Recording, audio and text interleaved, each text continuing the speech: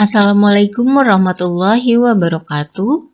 Selanjutnya, di mata kuliah Audit Lembaga Keuangan Syariah ini, kita akan membahas tentang audit laporan keuangan pada lembaga keuangan syariah. Pertama, kita lihat dulu apa sih tujuan dilakukannya audit pada laporan keuangan di lembaga keuangan syariah. Nah, tujuannya adalah untuk memungkinkan auditor menyatakan pendapat apakah laporan keuangan disusun dalam semua hal yang material sesuai dengan aturan dan prinsip syariah, AAOIV, dan standar dan praktik akuntansi nasional yang relevan di negara tempat lembaga keuangan syariah beroperasi.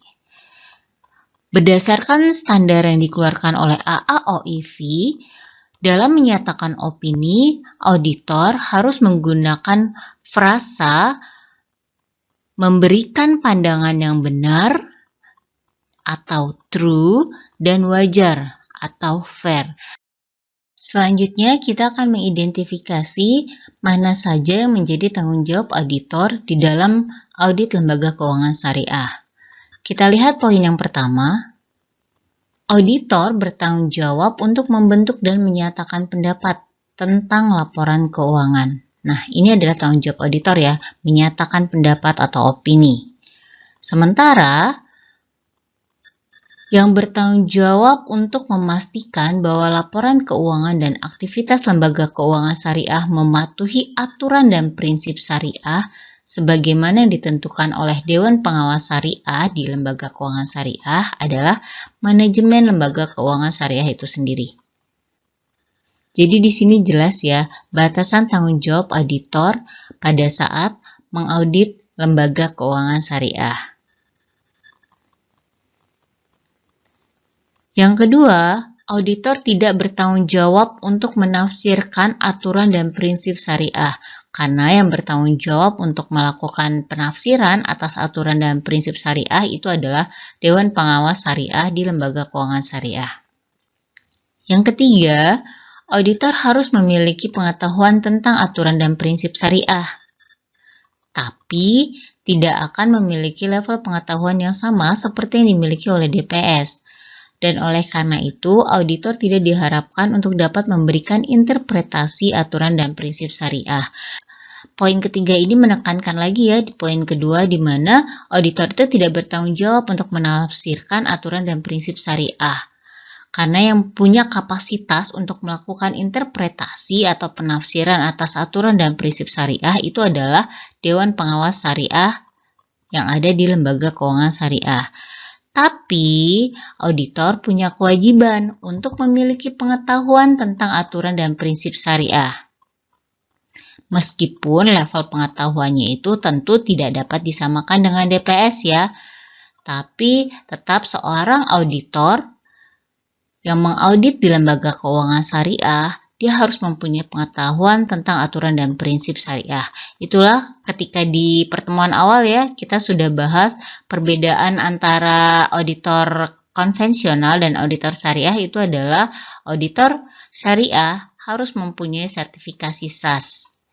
Sertifikasi akuntansi syariah, di mana asumsinya ketika seorang auditor sudah mempunyai sertifikasi SAS, artinya dia sudah mempunyai pengetahuan yang memadai terkait aturan dan prinsip syariah, sehingga mempunyai kompetensi untuk mengaudit lembaga keuangan syariah.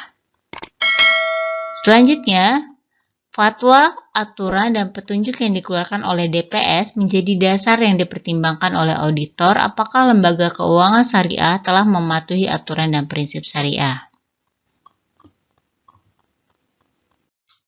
Kita lihat ya apa saja lingkup kerja dari auditor lembaga keuangan syariah.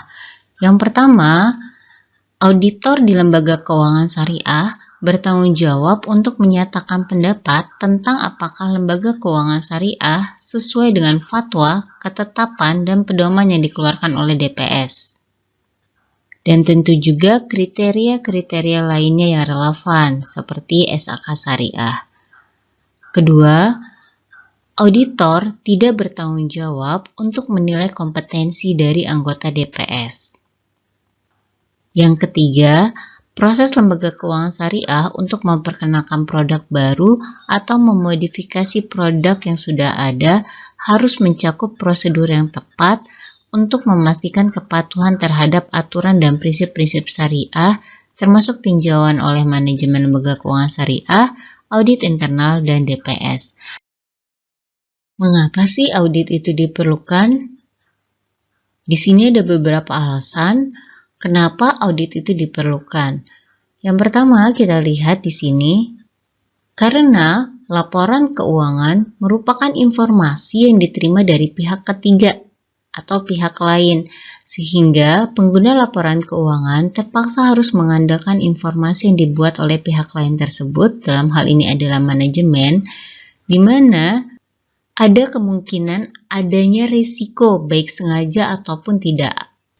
Di mana ada risiko baik yang disengaja ataupun tidak sengaja terkait adanya informasi yang tidak benar di dalam laporan keuangan.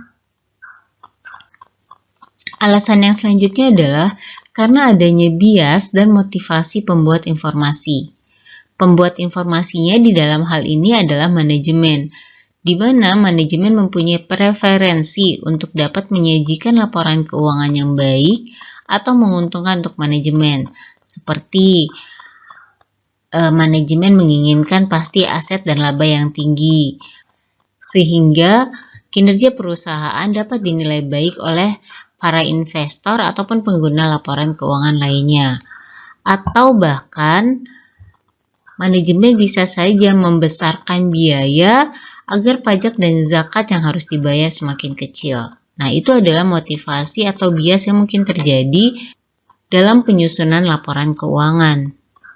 Selanjutnya adalah volume data dan kerumitan transaksi. Lembaga keuangan syariah yang mempunyai transaksi dengan jumlah data yang banyak dan transaksi yang kompleks atau rumit akan memungkinkan terjadinya kesalahan dalam pencatatan.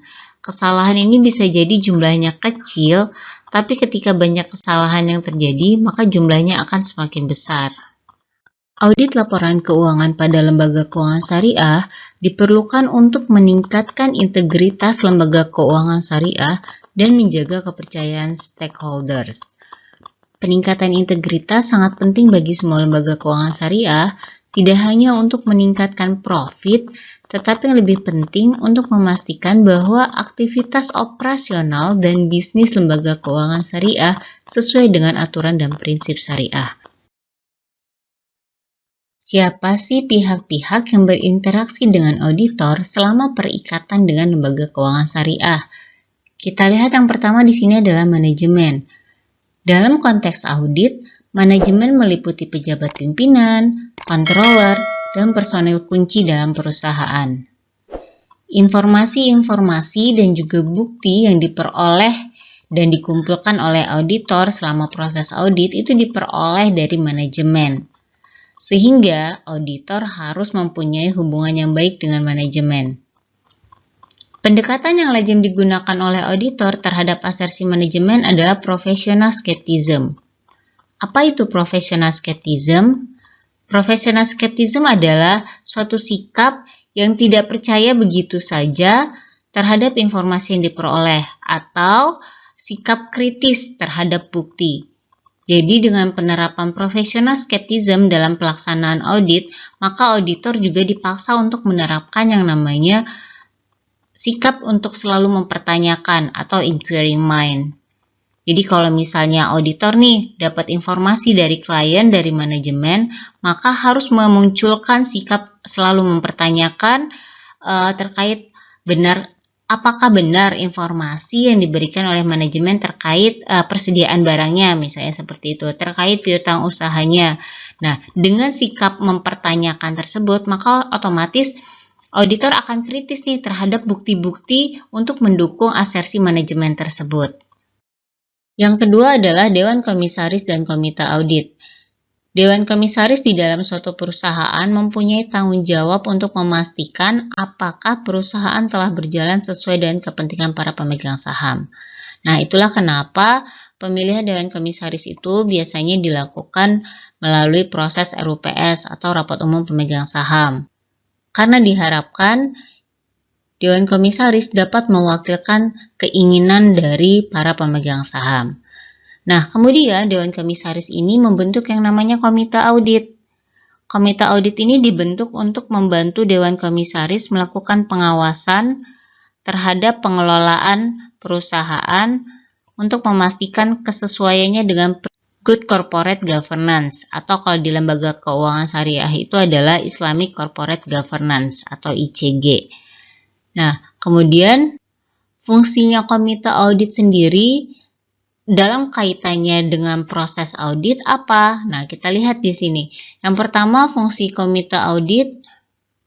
Yang pertama, Komite Audit bertugas untuk menunjuk kantor akuntan publik yang akan diberi penugasan audit. Kemudian, mendiskusikan lingkup audit dengan auditor. Jadi, sebelum pelaksanaan audit, diskusi awal terkait apa saja sih yang harus diaudit oleh auditor, itu dibicarakan atau didiskusikan dengan komite audit. Yang ketiga, mengundang auditor untuk mendiskusikan masalah-masalah audit yang timbul selama audit berlangsung. Jadi, nanti hasil temuan-temuan auditor itu harus dikomunikasikan dengan komite audit. Dan yang terakhir adalah mereview laporan keuangan dan laporan auditor dengan auditor menjelang selesainya penugasan audit. Selanjutnya ada auditor internal atau auditor syariah internal. Auditor eksternal biasanya menjalin kerjasama yang erat dengan auditor internal selama penugasan. Auditor internal dapat membantu auditor eksternal selama penugasan, atau bahkan auditor eksternal bisa memeriksa kualitas pekerjaan auditor internal jika diminta oleh manajemen.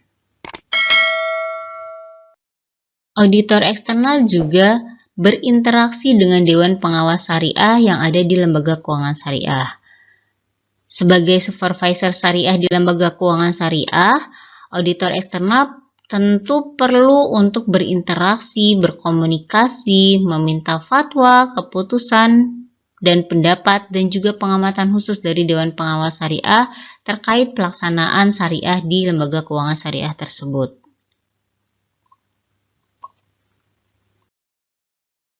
Terakhir, auditor internal juga berinteraksi dengan pemegang saham, di mana interaksi antara auditor dan pemegang saham terjadi pada saat berlangsungnya rapat umum pemegang saham atau RUPS, di mana auditor harus menjawab pertanyaan-pertanyaan yang diajukan oleh pemegang saham.